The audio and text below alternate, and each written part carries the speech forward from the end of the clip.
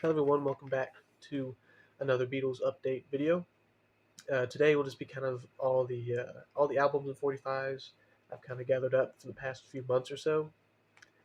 This kind of ranges from anything online or any record stores. So no particular order today, maybe just kind of how or when I got them at some point. So I'm just going to go through them. Here we got some 45s and some LPs, but that's just about it today, which is okay with me. So we're going to start off with the Collectibles series from the 1980s, 1982. So this is Bebopalula and Hallelujah, I Love Her So. Been slowly getting this series, and I have like a old 45 carrying case. So maybe I'll kind of make that into a collectibles box set or something like that. To kind of design it in this style or so. But these were in nice shape for a good price, so I picked them up. I got two. So that one was the first one. Let's see if I can put it back here. And the next one is Long Tall Sally and I Remember You. I think I might need about 6 or 7 more of these from this series. So I might do a video once I get them all and show them. And then if I kind of design that little old 45 carrying case, I might show that as well. As again, a nice condition for these. And there's a nice little series. They're not too expensive to find or anything. I'm not really too sure what the origin of the series is, to be honest with you either. So it's nice to find and pick them up. Okay, first LP of this Beatles update. We got the Beatles Blue album, and this is just essentially an upgrade for the one that I have currently. So it comes with the insert there, and I believe the jacket and the records were in really good shape, if I remember. This is also a Los Angeles pressing, but yeah, record, very nice shape. This one and the next one I'm going to show you, I actually got from one of my former coaches. Said that he had a box of records, and I still keep in touch with him. So I went to go over and check him out, and he pretty much gave me the whole box, which was very nice of him. And it had a couple of Beatles albums along with some other uh, this kind of classic rock general albums as well. So that was very nice of him. And the best find of that bunch, I would say, is probably this album right here. This one's another upgrade.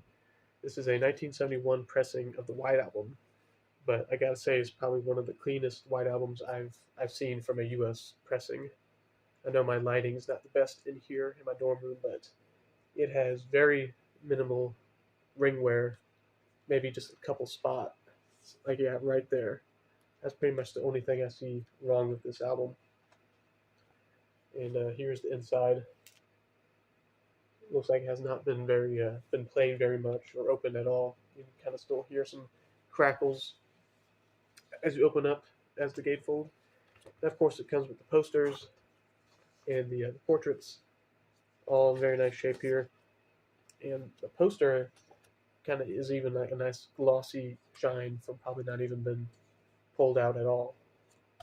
So that was very cool. And then, like I said, a 1971 pressing on the lighter green Apple label. And again, this record looks about as clean as you could be for a White Album. It just looks hardly played at all. So I'm excited about this find for sure, and I'll be excited to listen to it and see how good it sounds. All right, so that was all from from my former coach's box. So now we're going to go into like another online find here. I kind of had some credit from this website here. So one of the auctions was a Beatles Yesterday Today. And this is a let's see, some 80s pressing here. I think it's a 1986 throwback rainbow label. Yep, which is in really nice shape. With the credit I had, I got it for a really good price, so I decided to pick it up and get another version of Yesterday and Today. So pretty happy with that. This is a specialties pressing. That's how you can kind of denote between the 1983 throwback rainbow label and then the 1986 rainbow labels. I believe all the 1986 has the specialty pressing dead wax symbol. There we go. That was a mouthful. But so again, I've been slowly collecting different U.S. Pressings throughout 60s, 70s, 80s, and 90s. So a nice one to have there.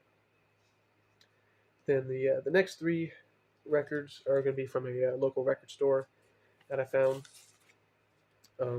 We have from 1973, we got Ringo Starr, "Oh My My," backed with "Step Lightly," and this is a Jacksonville pressing. And you're probably wondering, is there anything special about this or anything? But no, this is just a stock copy. I just never picked one up. Not a hard single to find. I never found one, or if I have seen it, I thought I already had it. But there you go. So yeah, nothing too special, but just a stock copy of a solo Beatles 45 that I haven't got. So can't have everything, but I'm working on it. So this is a next LP is a Beatles related album, I would call it. It's a Nielsen Smeulchen, and good friend of the Beatles here, and found the record and came with the poster as well. So that was kind of the reason to pick it up. Here's the poster, same as the album cover, and some of the songs on here that are popular. I say it's "Gotta Get Up," and then "Without You" is on here. The Badfinger cover, and then "Coconut" is on here as well. So, and I will say this is probably the thinnest record I've probably ever held. It is very thin on the RCA label here. It is just, I mean, I'm barely putting any pressure on the edges, and it's just it is very very thin. It's not see through, which is weird, but it is a very very thin record. Just kind of something I noticed there. All right. Also from that same record store, I've been looking for an upgrade copy for sometime in New York City, John Lennon, and I decided to pick this one up. It is a UK pressing from 1972, which is pretty cool. I have a US pressing, but unfortunately, the back cover has some damage. But the good thing is, though, that the records are, if I remember, pretty darn good. And that's pretty much the reason why I got it. So here is the record. Again, very nice shape. Looks like the cleanup pretty nice. And my US pressing did not have both of the inserts. It just had one of the inserts. So kind of a reason why I wanted to get an upgrade copy of this album. And I happened to find a UK pressing to boot, which is probably a little bit better. But there's the other insert or inner sleeve, and this is the Live Jam record, also a very nice shape. So I think I'm pretty good with sometime in New York City for quite a while, unless I find just a perfect cover that the cover isn't burnt or whatever happened to this, and the records are flawless, and then the inner sleeves are there too. So I'm not really looking for sometime in New York City for a long time. So the last three records I have come from my new record store, kind of within an hour from me. So I went to go check them out this weekend. I I brought a couple used records I had. Um, Nothing really Beatles related, just kind of some extra records I had to kind of trade in, maybe get some store credit because they had a post saying that they wanted some used records to kind of fill up some inventory. So I got some store credit and got a couple records. So I picked up John Lennon, "Woman," backed with "Beautiful Boys," and this is a promo copy. So that's the reason why I picked it up. It's got the stars here, and then the promotional, not for sale, on the side here. So it's very nice shape. The picture sleeves is also good condition. So I'm happy to pick up another solo promo 45.